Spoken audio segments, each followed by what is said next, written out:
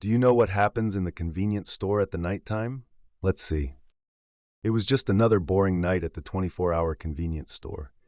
At least that's what I thought when I started my shift at 11 p.m. I'm Alex, 22 years old, and this job was supposed to help pay for college. Little did I know, this night would change everything.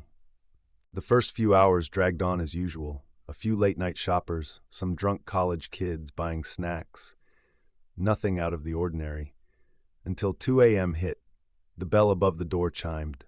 I looked up from my phone to see a guy in a hoodie walk in. His face was hidden, but something about him made my skin crawl. He wandered the aisles, picking up items and putting them back. I kept my eye on him, my hand hovering near the silent alarm button under the counter. Suddenly, he was at the register. He placed a single energy drink on the counter. As I rang it up, he spoke. "You ever wonder what happens in the back rooms of places like this?" I froze. His voice was oddly familiar, but I couldn't place it. No, not really," I replied, trying to keep my voice steady. He leaned in closer. I could smell something metallic on his breath. "You should. Things aren't always what they seem, Alex." My blood ran cold. How did he know my name? I wasn't wearing a name tag. Before I could respond, he grabbed his drink and left, the bell chiming once more. I stood there, shaken, for what felt like hours. The rest of the night was quiet, but I couldn't shake the feeling of being watched. As dawn approached, my replacement Sarah walked in. "Rough night?" she asked, noticing my pale face. I nodded, not sure how to explain what happened. As I gathered my things to leave, Sarah called out, "Oh, by the way, the manager wants you to take inventory in the back room before you go. Says it's urgent." I hesitated. The hooded guy's words echoed in my mind. "Things aren't always what they seem." "Can't it wait until tonight?" I asked. Sarah shrugged. "Manager's orders. Won't take long, right?" Reluctantly, I made my way to the back room. The fluorescent lights flickered as I pushed open the heavy door. Shelves lined the walls, stacked with boxes and supplies. Nothing seemed out of the ordinary. I started counting inventory, trying to shake off my unease. That's when I heard it, a faint scratching sound coming from behind one of the shelves. "Hello?" I called out, my voice shaking. No response, just more scratching. I inched closer to the shelf, my heart pounding. As I peered behind it, I saw something that made my blood run cold. A small door, hidden behind boxes, was slightly ajar. The scratching grew louder. Against my better judgment, I reached for the door.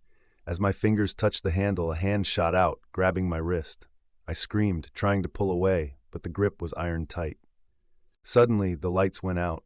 In the darkness, I heard a familiar voice whisper, "I told you, Alex, things aren't always what they seem." I woke up with a start, my alarm blaring. It was 10 p.m., time to get ready for my shift. Had it all been a dream? As I got dressed, my phone buzzed with a text from an unknown number. "Can't wait to see you tonight, Alex. Don't forget to check the back room." I stared at my phone, my hands shaking. What was going on? Should I go to work? Call the police? I had no proof of anything, just a creepy dream and a text that could be a prank. But I needed this job. I couldn't just not show up. Maybe it was all in my head. I arrived at the store, my nerves on edge. Everything seemed normal. The night dragged on, quiet and uneventful. No hooded stranger, no creepy encounters. By 4 a.m., I had almost convinced myself it was all just my imagination running wild. That's when Sarah walked in, 4 hours early for her shift. "Sarah?" I asked, confused. "What are you doing here?" She looked at me, her eyes wide with fear. "Alex, we need to talk, about the back room." My heart dropped. "What about it?" Sarah glanced around nervously before leaning in close. "I've seen things back there, heard things. I thought I was going crazy, but then I saw your face last night. You've seen something too, haven't you?" I nodded slowly, my mouth dry. "What exactly have you seen?" Sarah opened her mouth to speak, but before she could, the lights in the store flickered. Once, twice, then darkness. In the pitch black, we heard the bell above the door chime. Footsteps approached the counter. Slow, deliberate. A familiar voice spoke from the darkness. "I'm glad you both could make it. It's time we had a little chat about what goes on after hours in this store."